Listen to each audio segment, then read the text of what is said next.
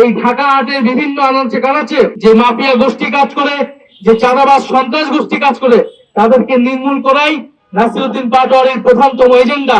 আমরা সেই শরীফ ওসমান হাদী ভাইকে আজকে স্মরণ করছি, ধারণ করছি এবং এই হত্যাকাণ্ডের বিচারের দাবি এই ঢাকা আসনে নাসিরউদ্দিন পাটোয়ারির অন্যতম এজেন্ডা।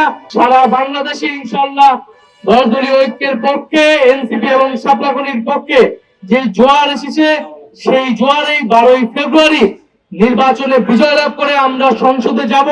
আজকে জাতীয় নাগরিক পার্টি এনসিপি তার আনুষ্ঠানিক নির্বাচনী প্রচারণা কার্যক্রম শুরু করেছে এবং আমরা শেরে বাংলা একে ফজলুল হক, হোসেন সোহরাওয়ার্দী, শরীফ ওসমান হাদী এবং কাজী নজরুলের কবর জিয়ারতের মাধ্যমে আমরা এই আনুষ্ঠানিক কার্যক্রম শুরু করেছি।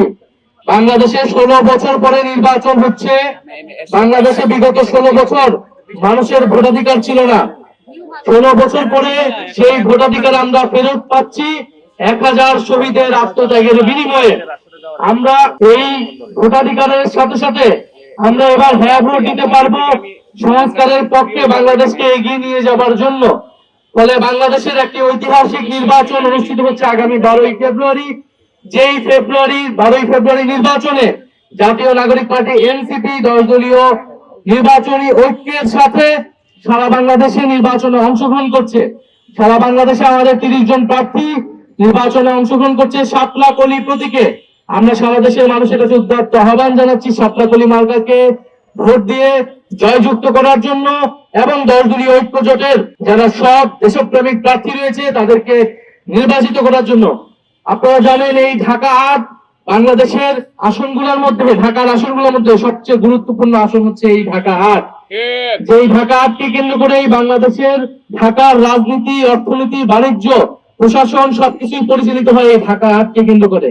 এই ঢাকা 8-এ 10 দলীয় ঐক্যের এবং এনসিপির মনোনীত প্রার্থী হচ্ছেন জনাব নাসিরউদ্দিন পাটোয়ারি এবং তার মার্কা হচ্ছে সাপলাকলি মার্কা। এই সাপলাকলি মার্কায় ঢাকা 8-এ আপনারা নাসিরউদ্দিন পাটোয়ারিকে ভোট দিয়ে জয়যুক্ত করলে যদি সংসদে পাঠান, নাসিরউদ্দিন পাটোয়ারি আপনার কথা বলবে, আপনার পাশে থাকবে।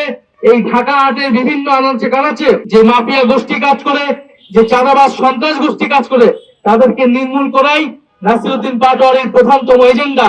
দ্বিতীয়ত, শরীফ ওসমান হাদী ভাইয়ের হত্যাকাণ্ড এই ঢাকা 8-এ হয়েছে। তিনি এই ঢাকা 8-এ স্বতন্ত্রভাবে লড়াই করেছিলেন, কোন দল ছাড়া, কোন কর্মী ছাড়া।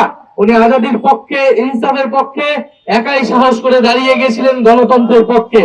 আমরা সেই শরীফ ওসমান হাদী ভাইকে আজকে স্মরণ করছি, ধারণ করছি এবং এই হত্যাকাণ্ডের বিচারের দাবি এই ঢাকা আসনে নাসিরউদ্দিন পাটোয়ারির অন্যতম এজেন্ডা। আমরা এই এজেন্ডাগুলো নিয়ে এবারে নির্বাচনে অংশগ্রহণ করছি। আপনারা আমাদের জন্য দোয়া রাখবেন, সমর্থন রাখবেন।